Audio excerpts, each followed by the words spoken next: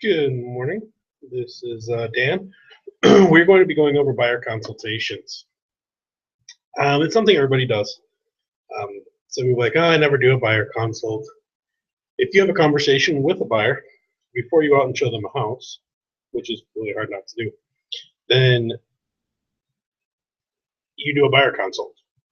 It's one of those things that if you're going to do it, take the time to do it. It's worth taking the time to do it correctly. And that's kind of what we're going to cover. I'm as guilty as anybody of having the conversation, doing a quick consult, and then going out and showing them houses. This is going to be diving into a little bit more of a full buyer consultation and how to properly do it. And there are some people on the team that are great at it. They bring them into the office every time. They're not going to go show a buyer any homes that they haven't met with in the office, which is a absolutely great practice to get into, great habit. I don't do it that way every time. If it's a client, maybe a web lead or something like that, then yeah, I want to try to bring that client into the office first and really dig in and make sure this is somebody that's going to work with me and get some commitment out of them. If it's a family member, a friend, a good referral or something like that, I oftentimes do my buyer consultation over the phone. And then dig in a little bit more at the first house or the first vacant house that we go to. Sometimes I will. If we're going to see 3 houses, I like to start with occupied properties personally, just because I can set a time tighter on those. If we're going to see 3, I'll try to make the vacant one last, and then we can spend a little bit of time with that vacant house and dig a little bit more into the buyer consultation. Everybody knows I'm not going to hit on it too much. Obviously, we do not want to show a buyer a house that we haven't had pre-qualified or have proof of funds. I will sometimes, depending on the client, depending on the price point, I'll sometimes give them one for free. And at that house, tell them that we really need to get their pre-qualification set up or their proof of funds set up before we see anything else, just because I don't want them to fall in love with something that's the wrong price point for them, is a good way of putting it. But sometimes why I will do that is if it's somebody who's kind of like, yeah, we'd kind of like to move, I'm going to be doing this actually with a friend. Him and his wife would like to move. They're deep down, they want to move more than I think they realize. They keep bringing it up over and over. So we're going to go see 2 houses, one in the area that she wants to live in and one in the area that he wants to live in, which are absolutely not close together whatsoever. Because I want to get them excited. I want to get them excited about buying a house, and getting pre-qual is not that exciting. It's the buying of the house that gets you excited to get pre-qual. So make sure they're pre-qual or you have proof of funds is going to be obviously your first thing in a buyer consultation. You may sit down with somebody in the office who has not done that yet, just to go over the process. I personally don't even like to spend time with them in the office as a courtesy of their time and my time. Let's get them pre-qualified first and figure out if we need to sit down and do a full consultation. So let's share a screen. I'm going to go over a couple sheets with you. We're going to share screen 2. All right. We got Facebook. So we are going to go to luxury group. If you're not on the luxury team, you're going to go to Boost. Same thing with these documents located in the same place on either page. We're going to go to Files. And we are going to go down.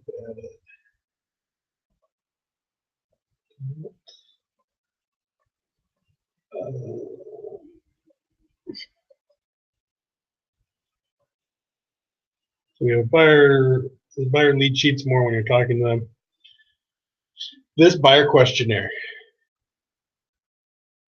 I like this one. Let's open it. All right. So when you sit down, you want to have a plan of attack, and I like to organize my papers in the proper order. So I'm going to, when you go to buy a car, all the paperwork you sign when you go buy a car, when you go to title with your clients, and to sign.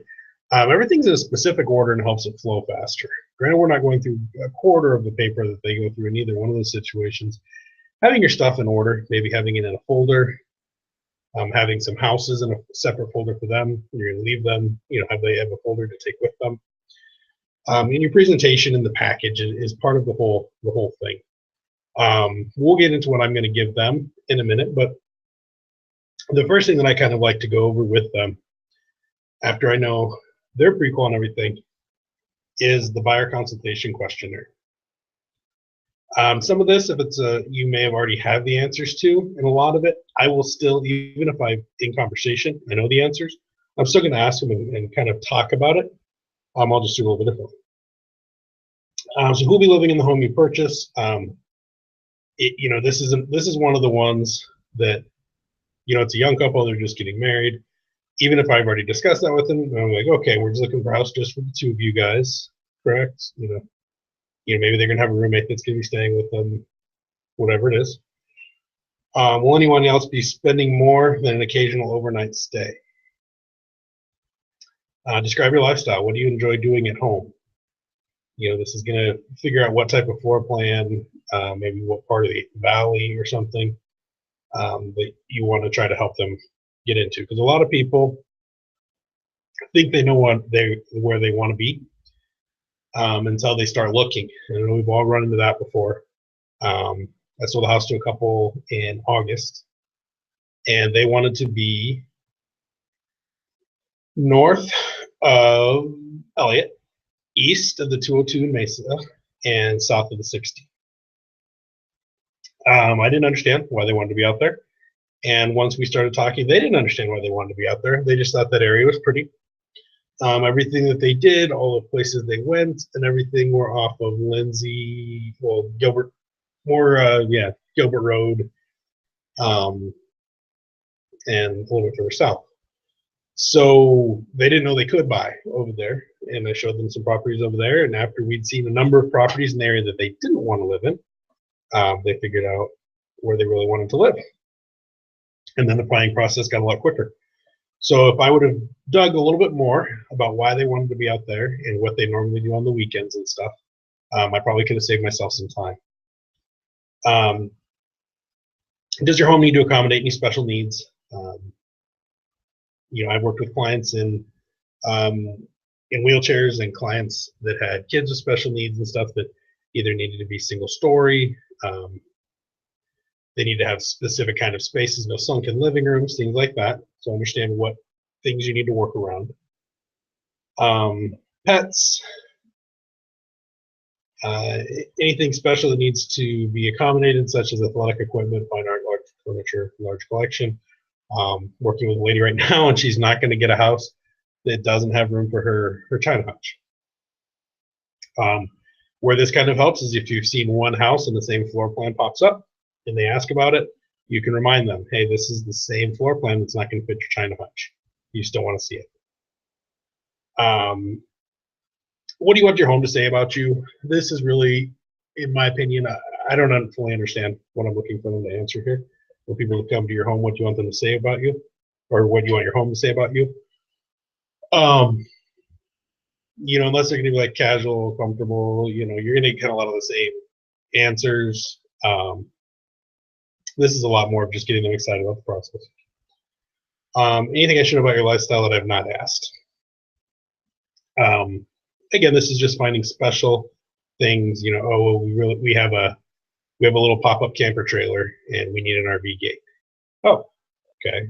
So no location, getting into ideal location. Maximum commute time and distance. This is a big one. Ideal location, like these people I was working with, they needed, they wanted to be east of the 202, south of the 60 out in that little pocket of Mesa. And, I don't think they had done the maximum commute time to his work in Phoenix, and her work's just in Mesa, but she often has to pop into the office in the evenings and weekends, and she wanted to be about 15 minutes away. She wasn't going to be there. Work address. I like getting this because once they're in, they'll tell you, they say, okay, now I can set up a kind of a search around this. going towards the areas you want to be in. Also, what this does is once you have their work address, then once they go under contract, I can bring them some bagels for them and their coworkers and advertise a little bit. School's important. Retired people, not as much. People who have kids, we see this a lot in Queen Creek. They want to be in the Queen Creek Unified School District, not one of the other three that are very close by with some that have Queen Creek addresses. If they do, the schools are important and they need to be in the boundaries for busing or so the kids can walk to the right school or something else, then I'm going to need to pull up a boundary map. And these are things that I'm going to discuss with them. They say, yeah, we really want to be in this district. Your kids need to be walking distance to a specific school, bus. No, they can take the bus. We just need to be in the right neighborhoods. Okay, then what I'm going to do is pull up the map and figure out where there's going to be bus service to. View you are seeking. Everybody, of course, wants a mountain view. We'll get a lot of skyline views here in this side of town, in the East Valley. Get some in Phoenix, I guess. Probably different for bigger cities, bigger downtown areas. What else is important about your location? This is where they might tell you, I don't want to back up to a major road. I do want to back up to a major road. I've actually had one of those. I don't want people behind me. I'm okay with neighbors on each side, but I would rather back up to a green belt or a major road. Some of the stuff you're not going to be able to set in the list, but when something pops up, at least you can say, hey, did you see that new one? Backs you right up to Chandler Heights. Oh, does it really? Yeah, let's take a look. Helps you are now working for them instead of just trying to help them find a house. House general, preference when the house was built. Are they looking for a newer home? Are they looking for an older home without an HOA? Moving condition, or this willing to do some work on it. I like to use the term sweat equity. And I also like to tell them, so what we can do here is if you're looking for the absolutely redone turnkey house, for the same price, you can get more square footage with something that you can make your own. Make your own and sweat equity over, do some work. Same thing, it just makes something more in it for them instead of you're buying a wreck. It goes back to that same question. What do you want your home to say about you? Swimming pool, hot tub.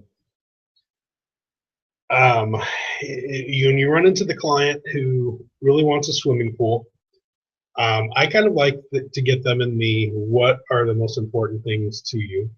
Make a list. All right, now go through and rank them. Because the swimming pool is one of the most important things to them, then I want to really push on there. Then let's look at houses with a swimming pool, because adding a swimming pool can get very expensive. Greenhouse or a shed. I've never tried to put greenhouse into the MLS. I know sheds.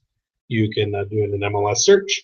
I would warn them, if it has to have a shed, you only want to see houses that do have a shed. We might lose some ideal properties. If we do this, I'm probably going to give them 2 searches. What type of home are you looking for? Single family, condo, townhouse? We wanted to cover this very early.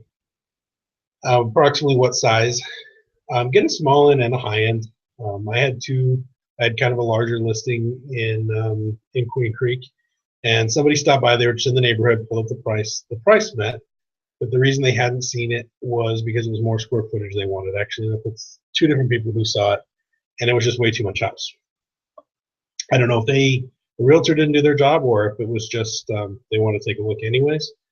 But they're saying, no, it's just way too big. It was like 3,000 square feet, and they were searching up to like 2,200 just because they did not want the utility bills of a larger house. Storage gets very important for some buyers. If they are it's going to be their forever home, and they don't know if they're going to do stairs in 20 years as well as they can do stairs now. Lot size is really big for some people. When you get into some of these like lot size, if they want a lot big enough for a pool, maybe you're going to put some square footage into a lot. Find out if a lot's a deal breaker for them.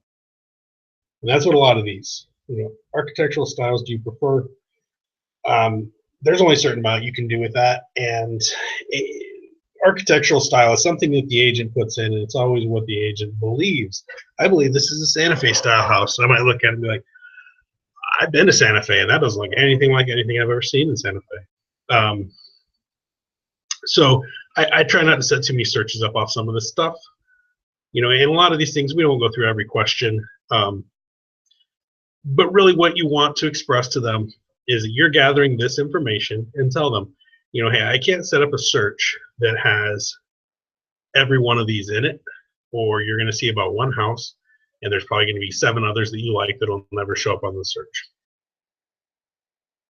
What I can do is figure out from this list what's the most important to you, what are the deal breakers, and, you know, from there I can help refine the search. So I'm not sending you a whole bunch of stuff that you don't want to see. And I'll tell people, ideally, I want to send you, before we ever go look at houses, I want to send you a list of about 30 houses, and you tell me based off those 30 houses which 5 or 6, if we were to go look at, you like the best. Because then before we even go look at those 5 or 6, I'm going to see if there's anything I can do to refine your search to show you more houses like those 5 or 6. So what I want to do is let them know that I'm kind of digging in. I value their time, and I want to figure out exactly what it is that we need to be looking for before we go out and drive around. Now, if you get the client who they don't know, they'd kind of like to be in an older neighborhood with no HOA, but they like the idea of a newer build, or they kind of want to be in this area, but they're okay with, they kind of want to be in this other area. Like I have some buyers now. I'm gonna give them a couple. I'll be honest. I'm like, you know what? Let's, before we, spend the time looking at 10 houses in one neighborhood and then go to the other neighborhood and look at 6 to 10 more. Let's figure out where you really want to be. Let's pick. I'm gonna send you, 10 houses from each neighborhood, and you guys tell me your top 2 from each one, and let's go look at two houses in each neighborhood, and that you both get a feel for the neighborhood and a feel for what they have to offer and the price point. And then let's figure out where you want to look at it, which neighborhood we're really looking for. All this is you doing your homework so you can service the client better. This whole list. Because, like fireplace. You want a fireplace? I do. Is it a deal breaker? Not at all. Okay. That's good to know. Because I'm not even going to put it in the search now. Because I know it's not a deal breaker. It's just nice if it's there. What other rooms do you need or want? I have to have a bonus space or a loft. I need that second room that can be used for a family room for the teenage kids, because I don't want them in my living room. Get it, completely get it. So let's, and a lot of times what this is also going to do, like what finishes do you want? Countertops, flooring, appliances. If they tell you, I really want a house with granite countertops, is it a deal breaker? No. Then what I do know is I'm going to take note of that. So when we go into a house that they kind of like, I'm going to point out the house that has granite countertops. We're like, wow, these granite's really pretty. Same type, if they want stainless steel appliances, like, wow, the stainless steel and the granite in this kitchen, it looks really nice. They did a great job picking out these colors. I just want to be able to point out things that are important to them. All right. That's kind of this questionnaire. This questionnaire is for you to gather information and help you build their search. But this information is also for them to let you know you're working for them. Because if they've worked with another agent, the average agent said, how many bedrooms are you looking for? You need 4? Okay. 2 bath? Okay. What area do you want to be in? Gilbert? Okay. And maybe like 250? Is what you're pre-qualified for? Okay, great. Let's set up you a search, everything else. And even if we can't find some of this stuff, we're doing more work for them. We're going to attempt to find some of this stuff. We're going to watch out for some of this stuff. And, we give them the idea that we're doing a lot more for them. So hope that makes sense. Walk through this one every time. I like to walk through this one. So I have my pre-qual. If lender sent over my pre-qual, I'm going to have it printed out as well when I do my buyer consultation, because brokers want them signed. So I can say, okay, this is just the pre-qual that you worked with the lender and got. If you could just sign the bottom, this just acknowledges that you are working with this lender and this is about your pre-qualified for. Okay, so now we have, $250. Is that where you're comfortable spending? You're comfortable with the payment of $250, and start from there. And then I'm going to go through this sheet, and then we want to go into.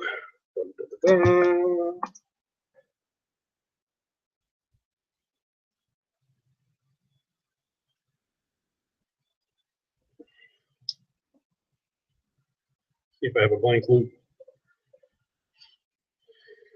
Test loop. Keller Williams people always have a test loop, so you can add a document when you need to print it.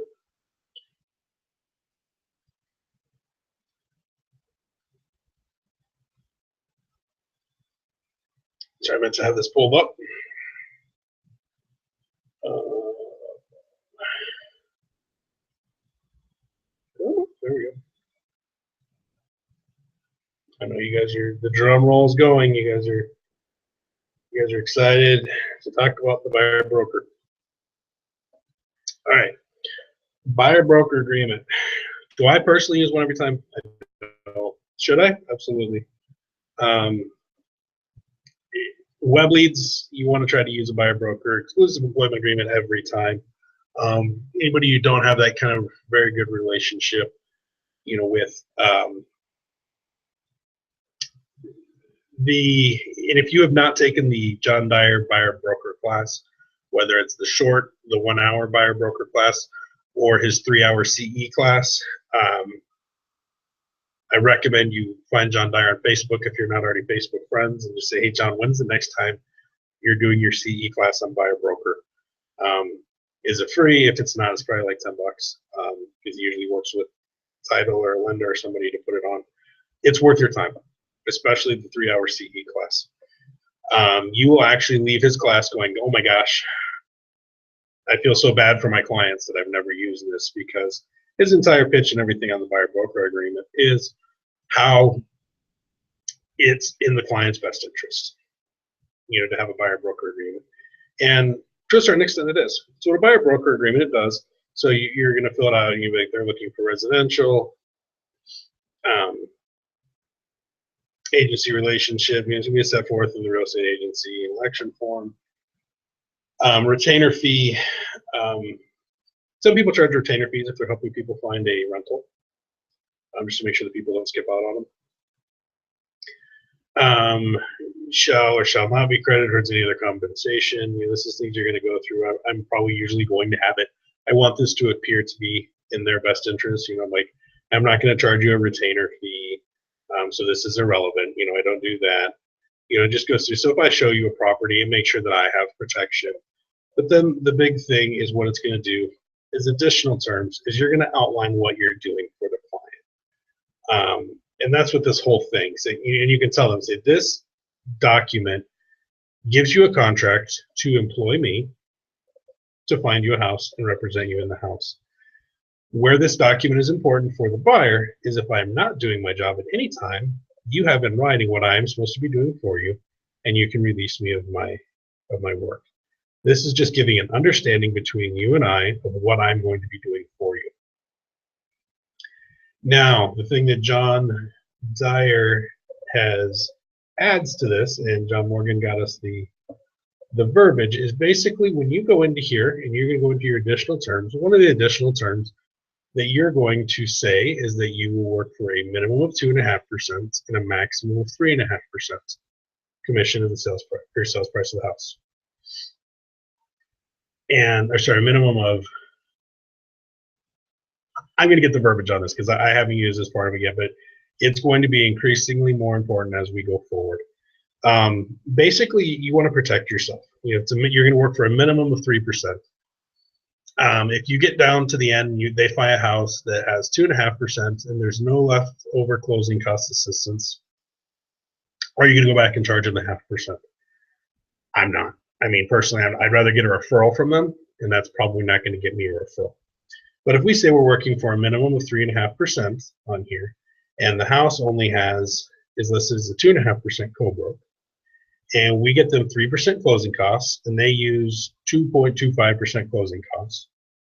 If we document with the verbiage that John Morgan gave us from John Dyer on here, On the purchase contracts, we're going to need to add this to form so we can always easily find this. Language to add to the additional notes in the purchase contract. This in reference, okay, so this is about buyer broker for up to 3.5% using additional contributions to commission. So in your buyer broker, you're going to say that, your commission's 3.5%.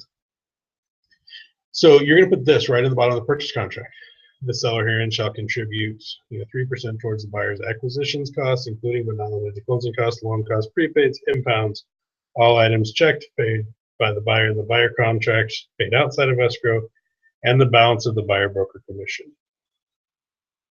So by putting this in here, nobody's going to pay much attention because they're saying, okay, you asked for 3% closing costs. We have, it's a $200,000 house. You offered us $200,000 with 3%, so that's $6,000. You offered us $194,000. They've already done their math.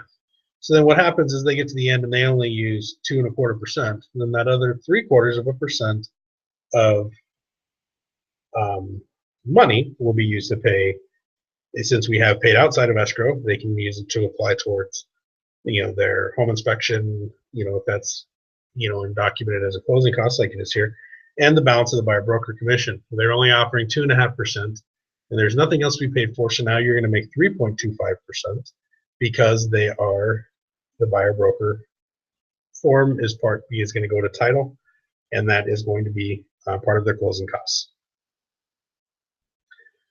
Where this is going to get more and more important is you keep seeing the signs over and over, the advertisements that are going out, everything, getting into the don't pay 6%, we'll sell your house for $3,000. Well, I looked into one of the companies that's offering, we'll sell it for a flat rate of $3,000. Don't pay 6%. Why pay 6%? They're doing 2.5% on most of their listings, and then it looks like they're taking a flat rate of $3,000.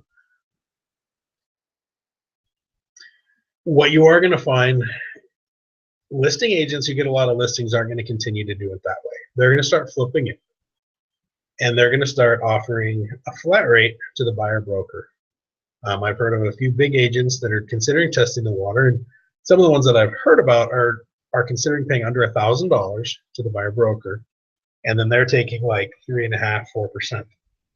So what they might do is take a listing at 5%, and if it's a $200,000 listing, then we'll just do it at $100,000 to make math real quick and easy. A $100,000 listing, they take it at 6%. They're making $6,000, and they're offering $1,000 in buyer broker. So they're making 5%, and you're getting 1%. And when we agree to show a house that's on the MLS, our fiduciary responsibility to our client is to show the house, regardless of how it compensates us. Is if we don't have a buyer broker or anything else in place, they get a higher percentage. All we can do as buyer agents is take what they're willing to give us. As this becomes more and more common, right now it's not that common. We're going to start seeing, and we'll see how it pans out, and kind of what it does. It'll be interesting, but it's definitely be one of those places where you're going to want to have built-in protection in your buyer broker agreement and in your purchase contracts to earn some additional commission on there, because you're going to have to sell a lot of houses making $500 to $1,000 as a buyer broker to pay the bills. Where you used to sell that, even the $100,000 house paid you $3,000. Now you have to sell $300,000 houses if they're getting $1,000 flat rate. So protect your assets and make sure you have some of this verbiage built into both your purchase contract and your buyer broker agreement to make sure you are compensated for what you do. Let's do a quick check real quick. And the other thing you can do, and I think is going to be very common, and I only use this personally on rentals, but if you are showing client houses in a where there's a lot of properties, you can go, you're going to show active is, and now I have to, where's the remarks and miscellaneous? Now I have to find it because I only on rentals. If I'm going to take time to show somebody rentals, you can, maybe it is under main. You can check what the compensation is.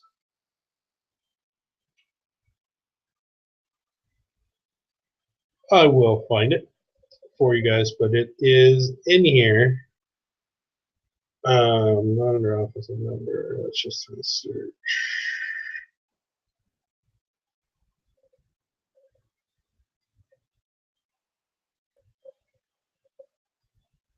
I think it's under remarks and miscellaneous, but somebody's watching going, it's right there, it's right there.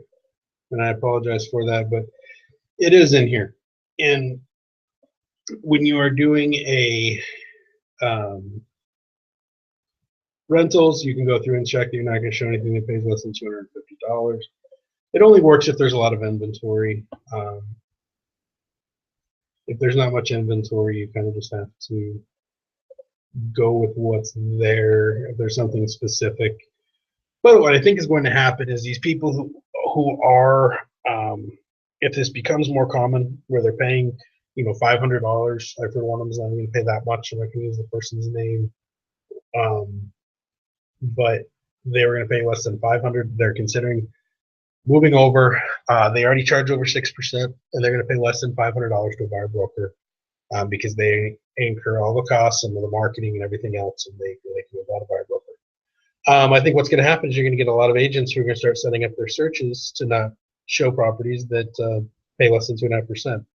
And I think a lot of their properties will end up on the market. It's going to be a lot of broker calls, people upset for how they're being treated. But at the end of the day, it's what people are agreeing to. So just protect yourself and don't run into that from the get-go. Listing info. There it is. So comp. Buyer broker, you only want to show houses that say yes. So let's look at buyer brokers right now that have a dollar amount. And comp to buyer broker is less than 1,000. A lot of agents don't do it right, so you always put in $100, $100 to $1,000. So there's already 6 houses. And granted, that's very, very small in the grand scheme of things. And they are lower end, but look, here's this house right here. I'm not going to give this name, but let's see what his says. Buyer broker, yes, he's willing to pay $1,000 flat fee to a buyer broker on a $445,000 house. Where if you were making 2%, you're talking about over an $8,000 paycheck. He's only going to give you $1,000 of it unless you protect yourself. Here's a $500,000 house. Willing to give you. He's an owner agent. This is super tacky, in my opinion.